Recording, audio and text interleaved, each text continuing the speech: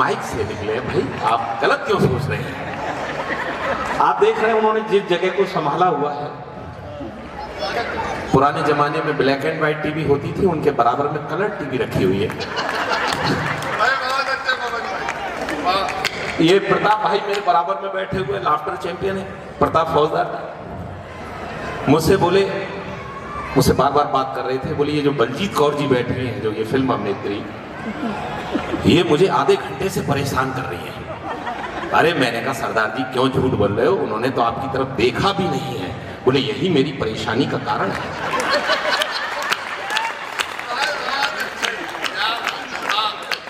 सब लोग बड़े आनंद में हैं साहब। मैं आपको बताता हूं, आप तो यहां बहुत अच्छा सुन रहे हैं और आपने बिल्कुल सही समय पे ही व्यवस्था रखी हुई है।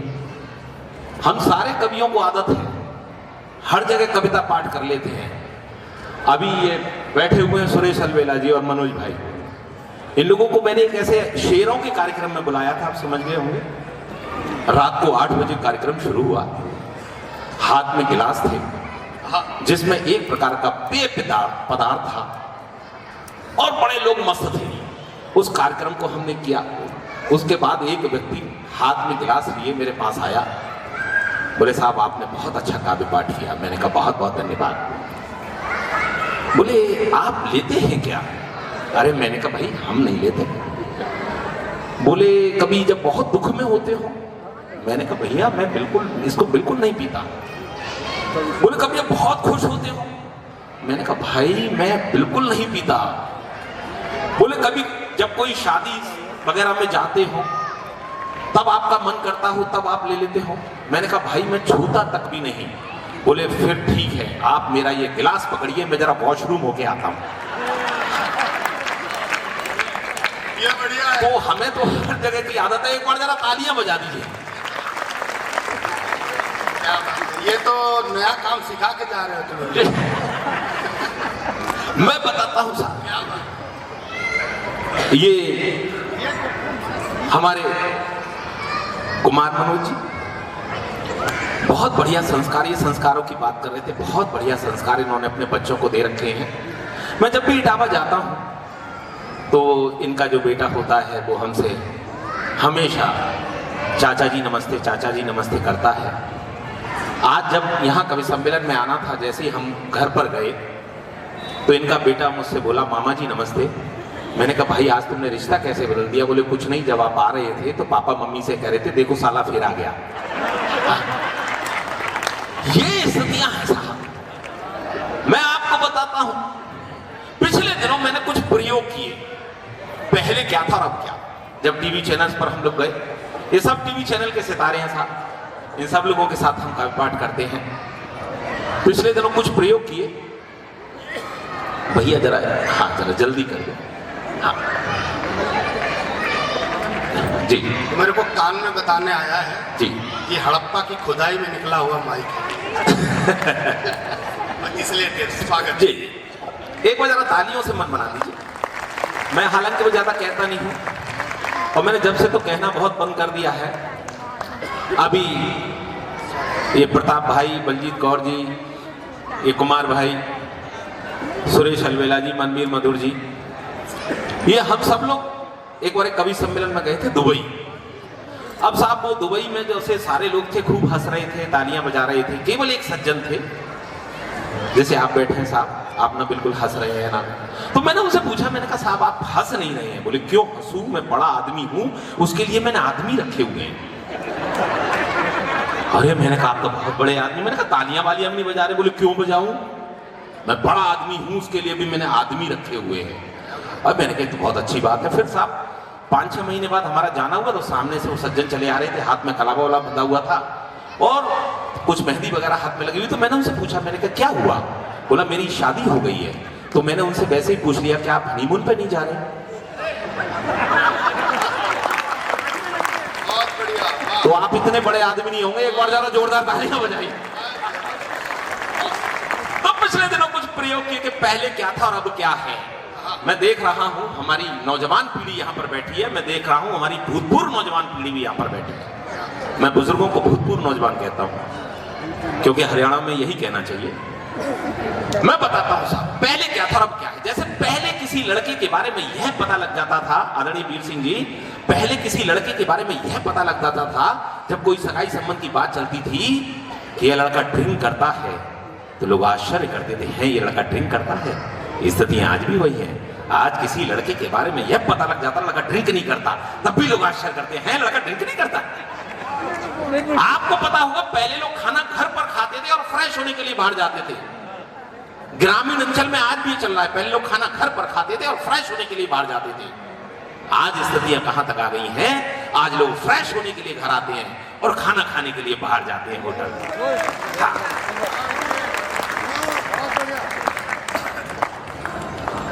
ये बढ़िया बढ़िया कह के बातें तो मत करो यार, नंबर तो तुम्हारा भी आएगा फिर मैं भी बात करूंगा। हाँ, चलो खैर मैं मस्ती में पढ़ रहा, ठीक है ना। पहले लोग कखगा से काम चलाया करते थे, आज भी लोग कखगा से काम चला रहे हैं। पहले लोग कखगा से कैसे काम चलाया करते थे, पहले लोग कासे कमाते थे। जितने पुराने लोगों को जानते हैं, पहले लोग कासे कमाते थे, खासे खाते थे, गा से गहने बनवाते थे, घासे घर बनाते थे। कासे कमाते थे, खासे खाते थे, गा से गहने बनवाते थे, घासे घर बनाते थे। स्थितियां आज भी वही हैं, आज भी लोग कखगा से काम चला रहे हैं।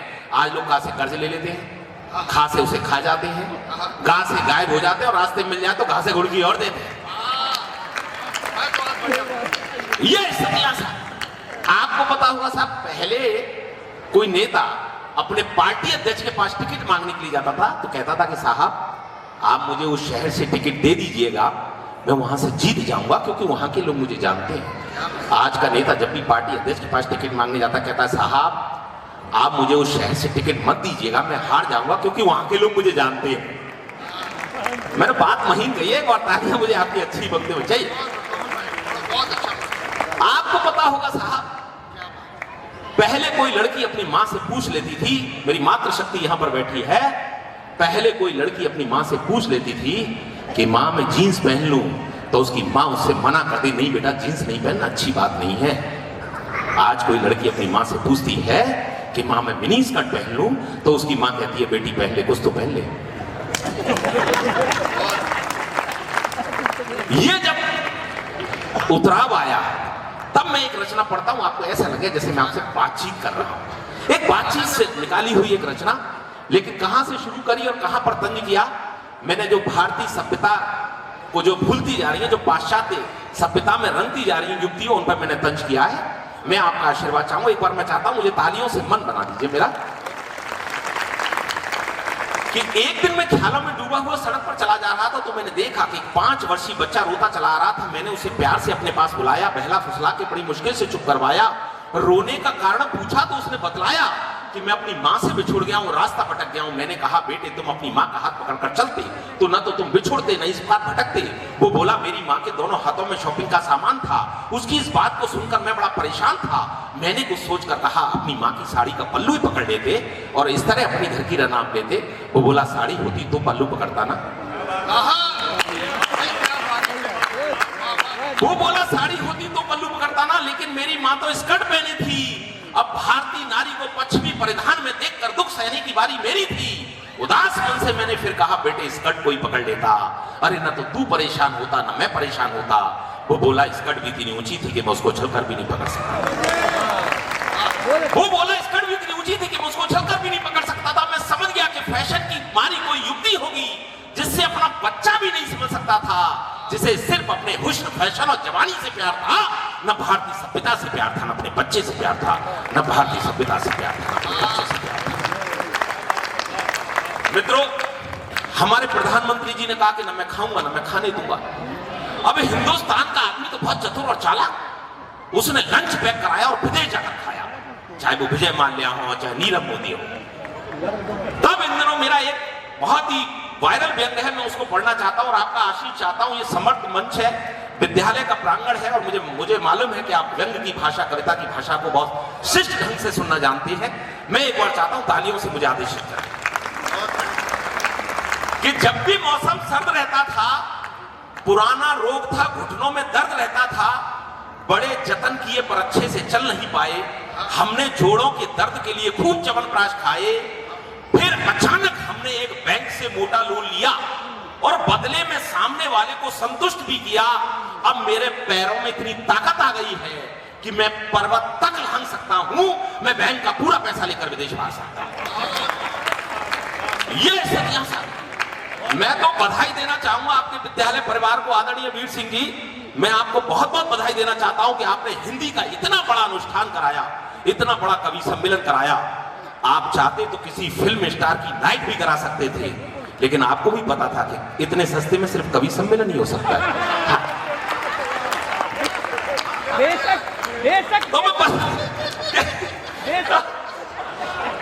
तो मैं आपको प्रणाम करता हूं, लेकिन आजकल हिंदी की स्थिति हो क्या गई है, आपको पता है ना, लोग हिंदी बोल रहे हैं ना इंग्लिश बोल रहे हैं, इंग्लिश बोल रहे हैं। एक रेलवे स्टेशन की बात थी, मुझे ट्रेन के बारे में पता करना था। मैंने एक सज्जन से पूछ लिया कि भैया ये पूछताछ कार्यालय कहां है। हिंदी का विद्यार्थी, हिंदी से एमए किया, हिंदी से पीएचडी कर रहा हूं। मैंने पूछ लिया कि भैया ये पूछताछ कार्यालय कहां है। वो साहब काफी जल्दी में थे, बोले मुझे नहीं मालूम, साइड में जाके इंक्वायरी से पता कर लो। हाँ, बात समझ में आ रही हो, तालियां बजा सकते हैं। देखिए ये तो आपका बहुत अच्छा विद्यालय है, लेकिन आजकल जो गली गली में कॉन्वेंट स्कूल खुल गए, वहां किस तरह की पढ़ाई चल रही है मैं बताता हूं। मेरे एक भतीज वो कॉन्वेंट स्कूल में पढ़ती है। मैंने एक दिन उससे पूछा, बेटा तेरी पढ़ाई क्या चल रही है? बोला अंकल बहुत अच्छी चल रही है। मैंने कहा हिंदी की? बोले हिंदी की भी बहुत अच्छी चल रही है। मैंने वैसे ही उसका सामान्य ज्ञान जानने के लिए उससे पूछ लिया कि अच्छा बेटा महादेवी के बारे में तुम कितना जानती हो? आप विश्वास करिए साहब, 15 मिनट तक सोचती रही। बोले अंकल मैं कंफर्म तो नहीं हूं, पर मुझे लगता है कि महादेवी श्रीदेवी की बड़ी बहन का नाम होगा। ये स्थितियां, आप किसी रिक्शे वाले से कहिए, बोले भैया विश्वविद्यालय चलेगा साहब, ये क्या होता है? बोले यूनिवर्सिटी चलेगा साहब, ऐसे बोलिए ना हिंदी में। तो हम तो यूपी बोर्ड के पढ़े हुए विद्यार्थी हैं। हाई स्कूल और इंटरमीडिएट में हम क्या करते थे, 4, 5, 6 कवियों की जीवनी याद कर लेते थे। उसमें से एक कवि की जीवनी पेपर में फंस जाती है। मुझे लगता है आपने भी ऐसी परीक्षा दी, हमने भी ऐसी परीक्षा दी है। एक लड़का था, दूसरे दिन परीक्षा होनी थी हिंदी की। अब उसे किसी कवि की कोई जीवनी याद नहीं हुई, तो उसने उन कवियों की जीवनी की नकल तैयार की और उसे शरीर के प्रत्येक हिस्से में छुपा लिया। अब उसे यह भी याद नहीं कि उसने कौन सी पर्ची कहां छुपा ली। वो पर्ची दूसरे दिन पकड़ी गई, वो पर्ची तैयार करी, वो पर्ची पकड़ी गई। मैं रचना शुरू करता हूं। इस रचना से मैंने जो सोनी के सब चैनल पर जो बाबा का मुकाबला था, सेमीफाइनल मुकाबला, उसको मैं जीता था। मैं उस रचना को इसलिए पढ़ के जाना चाहता हूं, हो सकता है आपको मेरी उस कविता, मेरा नाम याद रहे न रहे पवन आगरी, लेकिन कुछ कविता की उस पंक्तियां आपको याद रह जाए तो मुझे मेरा आना यहाँ सार्थक हो जाएगा। तो मैं पहली बार इस विद्यालय में आया हूं। मैं एक बार मुझे तालियों से आदेशित करें।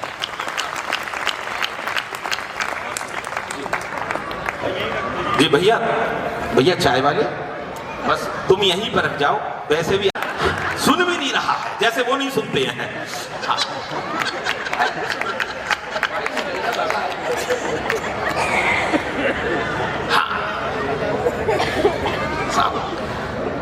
बिल्कुल।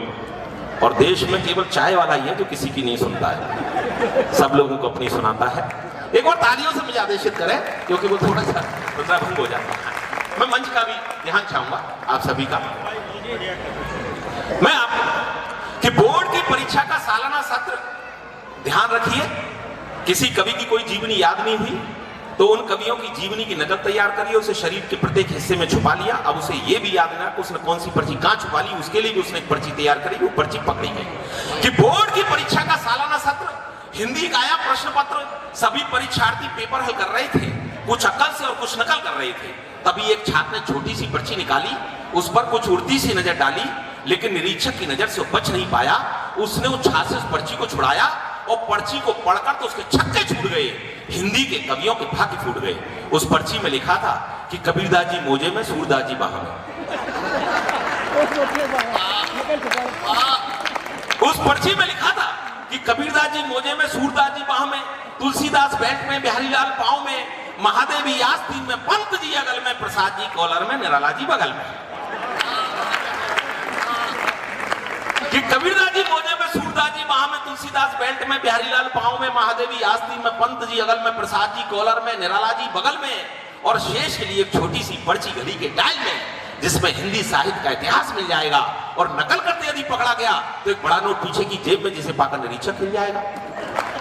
कि नकल करते यदि पकड़ा गया तो बड़ा नोट पीछे की जेब में जिसे पाकर निरीक्षण किया जाएगा। हमें यह देखकर उस लड़के की बुद्धिमत्ता पर बड़ा आश्चर्य हुआ कि देखो ये लड़का कितना दूरदर्शी है। अरे हम सबसे ज्यादा मनस्पर्शी है। यदि यह बड़ा होकर कुछ नहीं बन पाया तो जरूर यह नेता बनेगा और हम जैसे शिक्षित बेरोजगारों का प्रणेता बनेगा। यह देखते ही देखते हमसे बहुत दूर निकल जाएगा और हम जैसा युवा इस शिक्षा की चक्की में पिसता ही रह जाएगा। हम जैसा युवा इस शिक्षा की चक्की में पिसता ही रहेगा। दोस्तों, मुझे लगता है कि आज इस प्रांगण में मुझे अपना सर्वश्रेष्ठ पढ़ना चाहिए। देखिए, ये सब बड़े कवि हैं। मैं आपको बताता हूं, मैं पिछले दिनों मैं विदेश यात्रा पर गया था, बैंकॉक गया था। आप लोग इतने शांत क्यों गया? कवि सम्मेलन में गया था भाई। मैं आपको बताता हूं, बल्टी जी कह रही है सबको पता है क्यों गए थे। ये अच्छी बात है कि आप समझती हैं उस चीज को।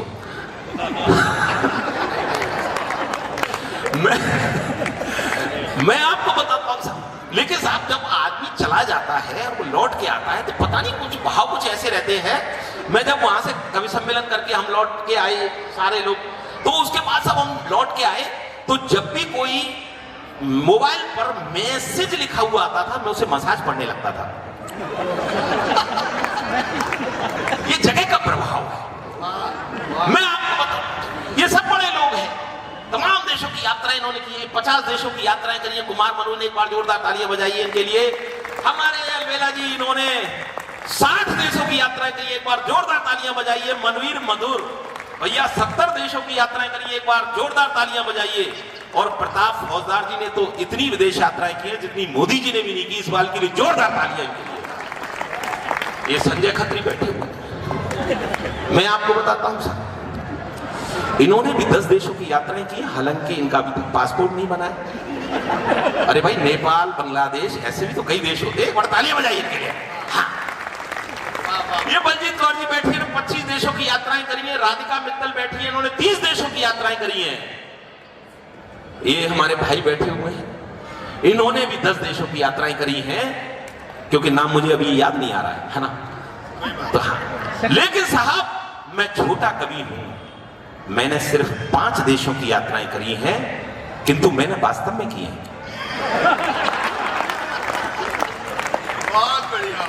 तो साहब मैं आपको बता, जब मैं मॉरिशस गया, मॉरिशस के राष्ट्रपति भवन में मेरी सीढ़ी का विमोचन हुआ, सर अनुरुद्ध जगन्नाथ जी ने किया था। और उसके बाद वहां का एक गर्ल्स हिंदू कॉलेज था, मुझे वहां पर एक कविता पढ़नी थी। भारत की फिल्में वहां पर काफी लोकप्रिय हैं। तो मैंने उन लड़कियों से पूछा कि आप में से कितने लोग हैं जो माधुरी दीक्षित के नाम से परिचित हैं। 50% लड़कियों ने अपने हाथ खड़े किए कि हम माधुरी दीक्षित के नाम से परिचित हैं। फिर मैंने पूछा कि आप में से कितने लोग हैं जो ऐश्वर्या राय के नाम से परिचित हैं। 75% लड़कियों ने अपने हाथ खड़े किए कि हम ऐश्वर्या राय के नाम से परिचित हैं। मैं इसे अपने देश का दुर्भाग्य कहूं, सौभाग्य कहूं, जब मैंने फिल्म इंडस्ट्री की एक ऐसी धार्मिक सुंदरी का नाम लिया, मैंने पूछा कि आप में से कितने लोग हैं जो मल्लिका शेरावत के नाम से परिचित हैं। 100% लड़कियों ने अपने हाथ खड़े कर दिए, टीचर्स ने भी अपने हाथ खड़े कर दिए। मैं आपको बताता हूं साहब, अभी ये बहुत बड़े चैनल ने एक बड़ी साहित्यकार उर्फी जावेद को अपने कार्यक्रम में बुलाया। उसको लेकर उस चैनल से 2 बड़ी साहित्यकार, जो वरिष्ठ साहित्यकार थी, मल्लिका शेरावत और राखी सावंत, उन्होंने चैनल को अपनी आपत्ति दर्ज कराई कि हम उनसे वरिष्ठ साहित्यकार हैं, हमको क्यों नहीं बुलाया गया। ये व्यंग की भाषा, एक बार मैं चाहता हूं तालियां बजा के मुझे, मैं बताता हूं सर। अब आप कहेंगे मैंने मल्लिका शेरावत को धार्मिक सुंदरी क्यों कहा, धार्मिक महिला क्यों कहा? क्योंकि गीता में भगवान श्री कृष्ण ने कहा है कि शरीर नाशवान है, और मुझे लगता है कि मल्लिका जी इस मर्म को बहुत अच्छी तरह समझती है कि जब ये शरीर नाशवान है तो इसका जितना उपयोग किया जाए कर लो। तब रचना का जन्म हुआ, जब सब टीवी पर वाह का मुकाबला हुआ, और उस मुकाबले को मैंने जीता था। फिल्म फन और रंग दे बसंती के गीतकार थे प्रसून जोशी जी, उन्होंने मुझे एक टॉपिक दिया था बॉलीवुड, मैंने कुछ पौराणिक संदर्भ उठाए, तब इस रचना का जन्म हुआ। और नारी विमर्श पर तमाम रचनाएं आपने सुनी होंगी, लेकिन इस रचना का समापन मैंने जिस तरह से किया है, मुझे लगता है कि आज के इस दौर में वो रचना बहुत जरूरी थी, और उसको पढ़कर मैं अपना स्थान ग्रहण करूंगा। एक बार मुझे आप तालियों से आदेशित करें कि एक धार्मिक सीरियल के निर्माता ने एक बड़ा काम किया उसने अपने महाभारत सीरियल में द्रौपदी के रोल में मल्लिका शेरावत को लिया। महाराजा धृतराष्ट्र के शाही दरबार का दृश्य था, बड़ा ही मनोरम परिदृश्य था। सारे दरबारी अपनी आंखें सेक रहे थे, लेकिन भीष्म पितामह इस आधुनिक द्रौपदी के कम कपड़ों को देखकर अंदर तक झेप रहे थे। उस दिन शर्म, लाज और हया की छुट्टी थी। अच्छा हुआ महारानी गांधारी की आंखों पर पट्टी थी। अचानक दुर्योधन ने क्रोध में आकर उछाला एक जुमला गंदा, बोला इस द्रौपदी ने मुझे अपमानित करने के लिए कहा था कि अंधे का पुत्र अंधा। यह सुनकर द्रौपदी बनी मल्लिका मुस्कुराई और थोड़ा सा दुर्योधन के नजदीक आई। बोली, अरे तुम मुझे छोड़कर हस्तिनापुर क्यों लड़ रहे हो? अरे सच ही बताओ, क्या तुम अंधेपन क्यों नहीं बढ़ रहे? यह सुनकर दुर्योधन ने दुशासन को आदेश दिया, बोले भाई एक काम करो, इस द्रौपदी का चीरहरण करे से सार्वजनिक रूप से बदनाम करो। तो दुशासन ने द्रौपदी बनी मल्लिका का ऊपर से नीचे तक संगावलोकन किया, तत्पश्चात अपना निर्णय दिया। दोनों हाथ जोड़कर बोला, हे माते, कहां से शुरू करूं समझ में नहीं आ रहा है। अरे मुझे तो आपके शरीर पर चीरे नजर नहीं आ रहा है, कि मुझे तो आपके शरीर पर चीरे नजर नहीं आ रहा है। यह सुनकर द्रौपदी ने अपने तेवर जता दिए और दुशासन की कमीज के 2 बटन तोड़कर उसके हाथ में थमा दिए। यह देखकर पांडवों तक में मच गई खलबली। बोले यार, इससे तो अपनी अज्ञातवास की जिंदगी भली, अरे इसने तो हमारी सोई हुई आत्मा जगा दी। अरे ये द्रौपदी तो हमने गलत दांव पे लगा दी। थोड़ी ही देर में दुशासन द्रौपदी के सैंडल की हील हो गया और सारा वातावरण चीरहरण के बजाय कमीजहरण में तब्दील हो गया। उसको बचाने के लिए भगवान श्री कृष्ण भी नहीं आए। यह देखकर हमारे मन में यह विचार आए कि इस देश में अबलाओं के चीरहरण करने वालों का यही हश्र होना चाहिए। वे मल्लिका की तरह तन पर कपड़े कम पहने या ज्यादा, पर हर नारी के मन में दुराचारियों को सबक सिखाने का लक्ष्य होना चाहिए। बहुत